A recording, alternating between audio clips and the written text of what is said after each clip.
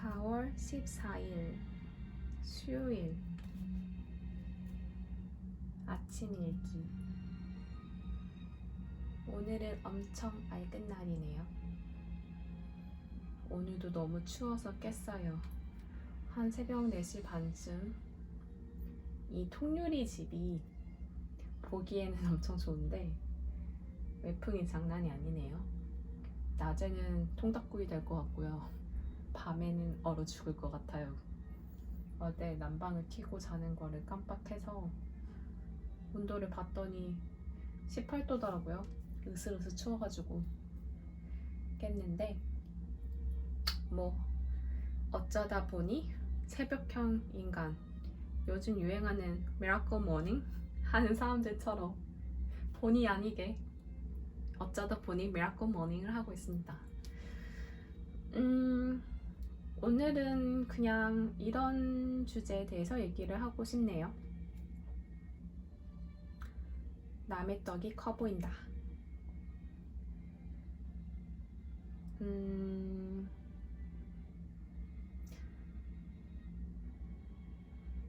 어쩔 때 보면 어떤 사람한테 화가 나고 실증이 날 때는 어쩌면 내가 감추고 싶은 치부를 그 사람을 통해서 봤을 때 라는 생각이 들어요. 사실 그 사람이 싫은 게 아니라 그 사람한테 보인 내 모습이 싫었던 거죠.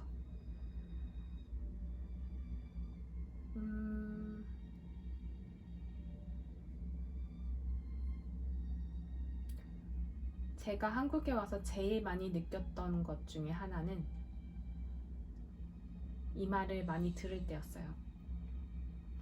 너는 그래도 영어는 하니까 좋겠다. 부러움이죠. 근데 제가 한국에 살 때는 저도 똑같은 말을 많이 했던 것 같아요. 누군가 영어를 잘하면, 특히 제 친구 중에는 중학교 1학년 때까지인가 외국에서 살다 온 친구가 있었어요. She's a native speaker. 진짜 발음도 좋고 엄청 똑똑한 애였어요. 그래서 너무 멋있어 보였고 동경을 하게 됐죠. 그냥 한국 사람들은 막연하게 영어를 잘했으면 좋겠다라고 생각하는 사람들이 많아요. 사실 영어도 그냥 소통의 도구인데 어쩌다 보니 수단이 아니라 목적이 된 것 같은 느낌이랄까요? 근데 이해가 가요. 왜냐면 저도 그랬던 적이 있었으니까요. 어제 사촌동생이랑 얘기를 하다가 이런 얘기를 했어요. 나는 일을 할 때는 영어가 잘 들려. 내 직무 관련된 일을 할 때는 영어가 엄청 잘 들리고 소통하는데 거의 문제가 없어. 근데 사람들이 거긴 스몰 토크를 되게 많이 하잖아요. 수다를 떨기 시작하면 무슨 말을 하는지 못 알아듣겠는 거예요. 이상하죠? 원래 일상 대화가 더 쉬운 게 맞거든요. 근데 사촌 동생이 딱 제 영어를 한마디로 정의를 하더라고요. 아, 언니의 영어는 생존 영어였네. 살아남기 위한 영어. 제 전공이 인산병리학이라고 했잖아요. 그러다 보니 쓰는 용어 중에 medical terminology, 한마디로 의학 용어가 많아요. 일반 사람들은 잘 쓰지 않는 용어인데 사실 그 용어 몇 개만 알면 웬만한 거는 다 알아들을 수 있거든요. 근데 저에게 있어서는 일상 대화가 더 어려운 거죠. 왜냐면 미국 사람들과 스몰 토크를 많이 해보지 않았기 때문이죠. 한마디로 수다를 떠는 게 더 어렵다는 거예요. 근데 아마도 외국에서 생활을 하신 분들 중에 저처럼 한국인이었다가 외국으로 넘어가서 잡을 잡고 그쪽 분야가 뭔가 더 특수 분야라면은 그들이 쓰는 용어가 따로 있거든요. 저 같은 경우는 의학 용어였고, 뭐 금융 쪽 일하시는 분들은 금융계 용어를 쓰실 거고, 그러니까 그거에 대한 노출이 엄청나게 많았던 거예요. 제가 곰곰이 생각을 해봤어요. 제가 따로 영어 공부를 막 한국식으로 문법, listening, writing, speaking 하지 않았어요. 어떻게 하는지도 모르고 미국에 한국식으로 영어 가르쳐주는 학원이 없잖아요. 그래서 어쩌다 보니 그냥 부딪히면서 영어를 배울 수밖에 없는 상황이었죠. 물론 인터넷 강의로 뭐 들을 수는 있었는데 뭐 시언스쿨이라던가 뭐 요즘 야나두가 유행이라던데 아무튼 그런 거 들을 수는 있었지만 지금 생각해 보면 그렇게 뭔가 공부하듯이 하는 영어는 싫었던 것 같아요. 지금도 비즈니스 영어 신청을 해놓는데 한 꼭지 하니까 질린 이유가 한마디로 내 분야에서는 써먹을 데가 없다. 그리고 미국 생활을 오래 했던 저에게 있어서 뭔가 영어가 미국 현지에서 쓰는 영어가 맞나 싶을 정도로 뭔가 되게 애시안적인 영어랄까? 그러니까 홍콩에서 쓰는 영어 같아요. 모르겠어요. 제가 직종이 영업 쪽도 아니고 금융 쪽도 아니고 무역 쪽도 아니라서 그럴 수도 있는데 제가 봤던 업무상의 이메일은 바로 다이렉트로 정말 알맹이만 딱 들어가거든요. 인사하는 거 그냥 hi hello 그게 끝이에요.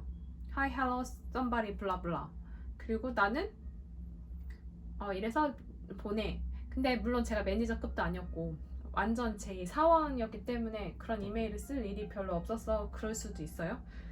지금 가만히 생각해보니까 매니저가 저 때문에 썼던 이메일을 가만히 살펴보면 약간 그런 공손한 말투가 몇 개 들어가 있었던 것 같아요. 아마도 제가 그 정도 뭔가 공손하게 쓰는 이메일을 쓸 만큼의 위치에 있었던 적이 없어서 그랬을 수도 있고 아무튼 저기서도 제 특징이 나와요. 저는 딱 그거예요. 노력형인데 최소한의 노력을 들어서 최대한의 아웃풋을 내는 인간이에요. 이게 무슨 소리냐면 저 비즈니스 영어만 해도 저거를 제가 써서 어딘가 써먹을 수 있다면 엄청 열심히 할 텐데 이거는 내 지금 직군과 별로 도움이 되지 않아요. 그리고 영어를 저렇게 막 쓰는 직군으로 가려면 완전히 또 플립을 해야 되는데 솔직히 하라고 하면 하겠죠. 저는 마음 먹으면 하는 사람이니까. 근데 지금 내린 결론이 뭐냐면 하기 싫은 일을 억지로 끼역끼역 맞춰서 하다 보니까 병이 난 거거든요. 근데 웃긴 거는 꾸역꾸역 해서 돼요. 공부를 하기 싫은데 꾸역꾸역 하면 학위를 따고 잡을 잡고 그러다 보니까 이게 해서 안 되면은 아예 시도조차 안 할 텐데 공부를 하면 되는 걸 아니까 하는 거죠. 근데 물론 여기서 공부를 한다는 것도 진짜 하버드 간다던가 스탠퍼드 간다던가 그런 정도의 급이 되는 건 저도 당연히 못하죠. 제 영어가 그 정도 수준도 되지도 않고 모르겠어요. 그런 거 보면 이왕이면 명문대 나오는 거 좋긴 하죠. 미국에서도. 근데 그냥 제가 제 능력을 아는 것 같아요. 그 정도 급은 아니다. 근데 그 정도 급이 아닌데 굳이 그 맞지 않는 옷을 입으려고 내 자신을 꾸겨 넣는 일을 하고 싶지 않다. 약간 말이 샜는데 다시 돌아오자면 남의 떡이 커 보인다. 그래서 저는 영어를 정말 따로 공부한 적은 없다는 그 말은 진짜 한국식으로 한 적이 없다는 소리고 처음에 커뮤니티 컬리지에 들어갔어요. 그때 플레이스먼트 테스트를 하는데 레벨 테스트를 하는 거죠. 공부를 안 한 거 치고는 바로 컬리지 레벨 수업을 들어갈 수 있게 ESL을 안 듣고 그게 좀 신기했어요. 어떻게 이런 결과 나올 수가 있지? 나 진짜 공부 1년밖에 한 거 없는데 어학연수 가서도 진짜 10 weeks? ESL 10 weeks 듣고 토론토 가서 한 달 영어 학원 다닌 게 다예요. 왜냐? 돈이 없었거든.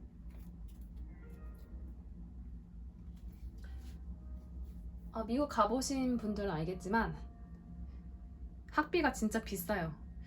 캐나다 같은 경우도 단과 학원은 그나마 싼 편인데 그래도 한국 기준으로 하면 비싼 편이죠.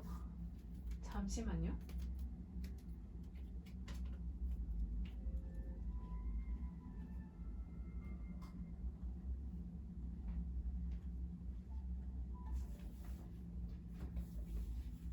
아무튼 그래서 캐나다에서 들었던 수업도 발음 교정하는 수업이었어요. 아직도 기억이 나는데 토론토에는 그게 유럽 쪽이랑 가깝고 남미 쪽이랑 가깝다 보니까 그쪽 친구들이 되게 많이 왔어요. 서부권에서는 거의 보지 못했던 친구들이었죠. 그래서 선생님이 각 나라마다의 그 언어 그 특성이 다르잖아요. 그래서 코리안은 이런 발음을 못해. 예를 들어서 R이랑 L 발음을 구분을 못한다는 거 저도 아직 잘 못하고, 그리고 F랑 P, F and P 그것도 발음 잘 구별 못하고, Z, zebra 할 때 Z 그 발음을 잘 못하죠. 그래서 선생님이 딱 그 나라만의 특성을 딱 파악을 해서 니네는 이 발음을 잘 못하니까 여기에 중점을 맞추고 공부를 해. 그래서 그 수업이 너무 재밌었어요. 왜냐면은 약간 꽁트 보는 느낌이랄까? 우리나라로 하면은 뭐 충청도 사투리 했다가 전라도 사투리 했다가 딱 그 사투리의 특성을 딱딱딱 집어내가지고 이 발음을 이렇게 한다. 그럼 영어가 어떻게 늘었냐? 어쩌다 보니 집콕한 게 한 2년 반이었던 것 같아요. 학교를 갈 돈도 없었고 결혼하고 난 다음에 집에서 할 게 없었어요. 시댁에 얹혀 살면서 그냥 미드만 주구장창 봤던 것 같아요. 근데 제가 그레이 아나토미를 너무 좋아해요. 그래서 시즌을 한 1부터 거의 끝까지 다 봤던 것 같은데 그 당시에 방영됐던 시즌까지는 진짜 다 봤어요. 그냥 하루에 막 10시간씩. 근데 이거를 봐야지 해서 본 게 아니라 그냥 재밌어서 본 건데, 당연히 미국 넷플릭스니까 코리안 서브타이틀 없어요. 그러니까 영어 서브타이틀 틀어놓고 그냥 막 보는 거야. 근데 당연히 이해는 안 가지. 근데 그냥 그렇게 봤었어요. 그것도 보고 뭐 하여튼 이것저것 다 그냥 꽂히는 대로 그렇게 봐서 리스닝은 좀 트였던 것 같고, 지금 생각해보면. 근데 말은 거의 안 했죠. 정말 그냥 듣기만 했으니까. 보고 듣고 TV로. 그리고 나서 이민 온 지 한 3년 만에 학교를 가게 돼요. 지금도 생각해보면 처음에 엄마가 3년 허송세월 했다고 막 뭐라고 했었는데 제 생각도 그렇거든요. 그렇다고 생각했어요. 3년 허송세월했다. 가자마자 학교 다녔으면은 더 빨리 취직하고 더 빨리 자리 잡을 수 있었을 텐데 라는 생각을 했는데, 지금 생각해보면 미드를 그렇게 많이 봤기 때문에 기가 뚫린 거야. 근데 만약에 가자마자 학교를 갔다 그랬으면 이 기가 안 뚫린 상태로 더 힘들었을 것 같아요. 제 성격상 자존심도 상하고. 아무튼 그래서 플레이스먼트 테스트를 봐서 바로 컬리지 레벨에 있는 Mathematics랑 Writing 들으라고 해가지고 인삼병리학 들어가기 전에 선수 과목을 다 이수를 하게 돼요. 그러면서 자연스럽게 장문 수업도 듣게 되고 에세이 써야 되니까, 한국으로 말하면은 이제 뭐 에세이 맞죠? 그거 쓰는 법 배우잖아요. 한국도 똑같이. 그렇게 하고 수학은 솔직히 엄청 쉬웠어요. 진짜 한국 중고등학교 수준이 대학교 수준이라 가지고 공대 갈 거면 모르겠지만 그냥 문과 아니 그냥 일반 전공 이수하는데 선수 과목으로 듣는 수학은 정말 쉬워요. 그러니까 한마디로 내가 용어를 모르는 거지. 방정식 이런 건 풀 수 있잖아요. 근데 수학이 좋은 게 뭐냐? 세계 만국의 공통 언어. 그냥 방정식은 x 플러스 y 뭐 이퀄 뭐 이런 거 나오니까 그냥 수식을 보면 풀 수가 있어요. 영어를 못 알아들어도 영어를 읽을지 몰라도 다 그냥 풀 수 있다고요. 근데 우린 한국인이잖아요. 솔직히 방정식은 중학교 때 다 끝났어요. 1차 방정식, 2차 방정식 막 이런 거. 그러니까 너무 쉬운 거예요. 근데 진짜 미국 애들은 수학을 못해요. 하지만 높은 레벨로 올라가면 걔네들이 더 잘하는 이유는 한국인은 딱 정해진 틀에 맞춰져서 그거를 이제 푸는 거는 되게 잘해요. 엄청 훈련이 돼 있기 때문에. 근데 뭔가 내 머리를 써가지고 uncertain한 answer를 막 내는 거는 잘 못해요. 제가 진짜 전형적인 한국인. 그런 점에서는 매뉴얼이 없으면 일을 못하고 어떤 A 플러스 B는 C라고 나와야 되는 그런 것만 알지 A 플러스 B가 Z가 나올 수도 있고 F가 나올 수도 있고 그런 상황을 임기응변을 잘 못하는 거죠. 그래서 제 전공이 저한테 되게 잘 맞았던 이유가 그냥 박테리아, 세균 이럴 때 이런 병 걸려 이럴 때 이런 사람이 그런 exposure 되면 질병 걸리고 얼마 incubation time 있고 뭐 이런 걸 들으니까 한마디로 그냥 좀 정해져 있달까? 그래서 기는 또 언제 뚫렸냐? 학교를 다녔다 했잖아요. 녹취를 했어요. 얼만큼 녹취를 했냐면 그냥 모든 수업을 biology, physiology 다 anatomy, 해부학까지 들었는데 정말 머리통 터지는 것 같았어. 라틴어 계열의 영어여가지고 사실 영어도 아니야. 진짜 라틴어 계열의 용어여서 진짜 미국 애들도 어떻게 발음하는지 몰라가지고 배워야 하는 그런 용어들이 되게 많았거든요. 그러니까 저 같은 경우는 머리가 더 깨지지. 한국말로도 모르는 해부학 용어를 영어로 하려고 하니 근데 영어도 아니야. 그러니까 그러다 보니 녹취를 떠오면은 뭐 강의가 3시간짜리라고 해요. 그럼 집에 와서 계속 듣는 거예요. 듣고 받아쓰기 하고 선생님이 이게 나올 것 같다고 했으니까 선생님이 말한 그 내용을 그대로 받아 적어서 그걸 다 통째로 외워버리는 거예요. 그러니까 에세이를 쓸 때 파이널이나 미드텀 때 이걸 막 할 때 그냥 선생님이 말한 그거를 토시 하나 빠뜨리지 않고 똑같이 쓰니까 당연히 A가 나오지. 근데 이것도 한국 방식이지. 외워서 하는 거. 그리고 임상병리학 들어가서는 너무 쓸 게 많았어요. 받아 적을 게 너무 많아서 노트 필기 하다 보면 놓치는 부분이 꼭 있어요. 미국 애들조차도 녹취를 떴으니까. 왜냐면 그만큼 공부하는 양이 되게 방대했고 내가 필기를 하다 보면 선생님이 계속 설명을 하기 때문에 놓치는 부분이 많아요. 그럼 어떻게 하냐? 녹취를 떴잖아요? 그럼 또 들어 집에 와서 그럼 듣고 끊고 듣고 끊고 듣고 끊고 해서 모든 거를 다 거기다 적는 거야. 정말 선생님이 말한 모든 거를 다 적으려고 하니까 진짜 3시간짜리를 하면 6시간이 걸리는 거죠. 나중에는 너무 지쳐서 못했어요. 도저히 못하겠더라고. 그거 한 학기인가 2학기 정도 했던 것 같아요. 계속 모든 과목을 리플레이 해가지고 계속 듣고 받아 쓰고 한마디로 내 노트를 다시 정리를 싹 하는 거지. 그러다 보니까 그냥 모르겠어요. 저도 모르게 알아듣고 있고 수업 시간에 듣는 용어, 선생님이 말하는 말투 그거에 너무 익숙해지다 보니까 그냥 어느샌가 알아듣고 있더라고요. 그러니까 한마디로 exposure이 엄청 많이 된 거지. 노출이. 거기 가서 한영사전 그냥 네이버 가끔 찾아보긴 하지만 솔직히 영어를 하다 보면 한영사전이 독인 게 그 뉘앙스까지는 찾기도 힘들고 사실 그 문맥에 따라서 쓰이는 그 패턴이라던가 발음도 다르고 뭐 예를 들어서 똑같은 단어인데 동사로 쓰일 때는 이렇게 발음을 하지만 명사로 쓰일 때는 발음이 달라요.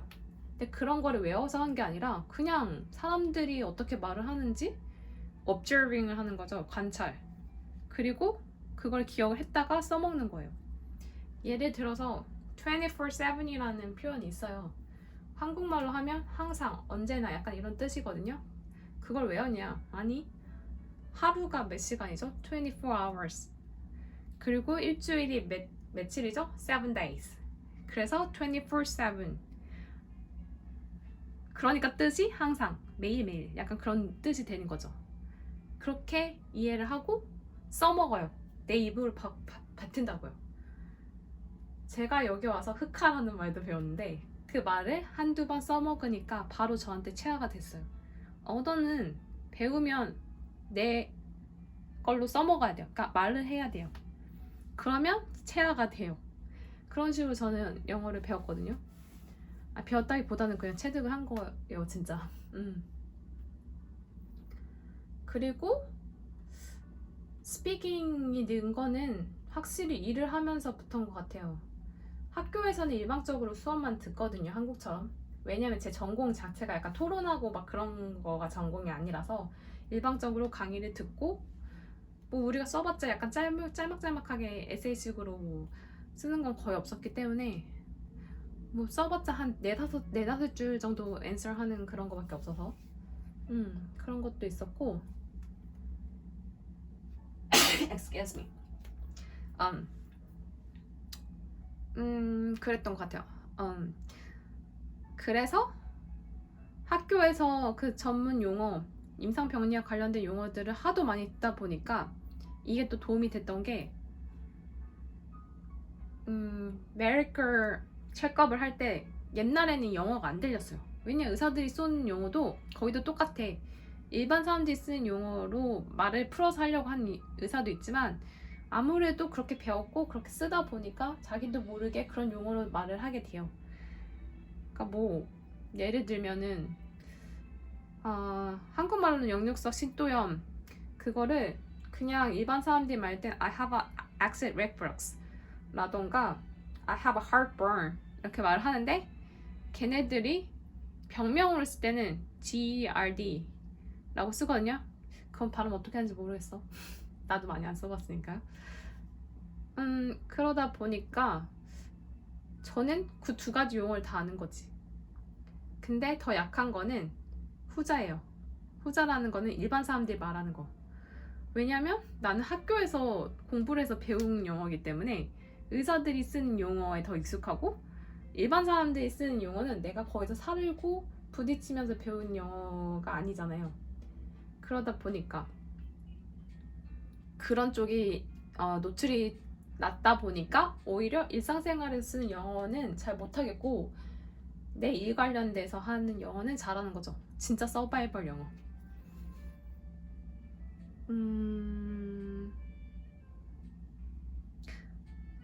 일을 하면서는 한국인은커녕 에이시안도 없었어요.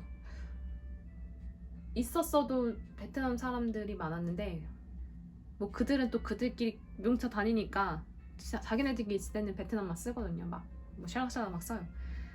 한편으로는 나도 한국인 동료가 한 명 있었으면 좋겠다 라는 생각을 했죠. 그러니까 한국어를 쓸 일이 없는 거죠. 직장에서도. 그러니까 처음에 이민 왔을 때는 영어를 늘리려고 일부러 한국 사람들 안 만나고 그런 건 맞는데 나중에는 만나려고 해도 시간적인 제약, 공간적인 제약 때문에 자주 만날 수가 없었어요. 제가 사귄 한국 언니들은 블로그를 통해서 만났거나 아니면 그 블로그를 통해서 만난 언니가 연결해줘서 만났거나 그렇게 만난 사람들이지 내가 뭐 교회를 일주일에 한 번씩 가는 것도 아니고 그리고 다들 멀리 살아요. 왜냐 제가 살았던 동네는 한국 사람들이 없어. 커스코를 가도 진짜 막 한 3-40분 거리에 있는 사람들이 가끔 한국 사람들이 있는데 정말 한국말이 너무 크게 잘 들려요. 거기서 들으면 그냥 반가운 거지 그 한국말 자체가. 그 정도로 한국 사람들이 없는 동네에서 살아서 인터랙션을 거의 할 일이 없었죠. 그 당연히 남편은 외국인이니까 영어로 소통을 할 수밖에 없고 처음엔 남편이 컴퓨터 세팅도 영어로 다 바꿨어요. 왜냐 자기가 한국말 못 알아들으니까 한국어로 써있으면 자기가 못 쓰거든 컴퓨터를. 그러다 보니까 영어를 했는데 처음에는 엄청 불편했는데 지금은 제가 한국말로 바꿔놓으면 더 불편해서 못 쓰겠는 거예요. 아이폰 설정도 마찬가지고 뭔가 어색해요. 어디에 뭐가 있는지 말이. 그러니까 웃긴 거죠. 처음에는 한국말이 겁나 편했는데 영어를 잘하려고 영어를 바꿨는데 지금은 그게 익숙해져서 한국어가 더 불편하다는 세팅 그거 볼 때는 당연히 말할 때는 한국말이 더 편하죠. 정말 섬세한 감정 표현하는 거는 또 한국어가 표현이 겁나 많고요. 그래서 한 2년 동안 일을 하면서 다 모든 동료들이 뭐 Caucasian이거나 Black이거나 Spanish도 있었고, 그치. 생각해보니 진짜 내 동료로서 일했던 사람 중에 완전 true Asian은 없었네. 그러니까 나처럼 이민 와서 산 사람이야. 그러니까 거기서 태어나고 자란 에이시안이 있는데 걔는 겉 모습은 에이시안인데 그냥 생각하는 방식은 아메리칸 이었으니까. 여기서도 재미난 에피소드가 있는데,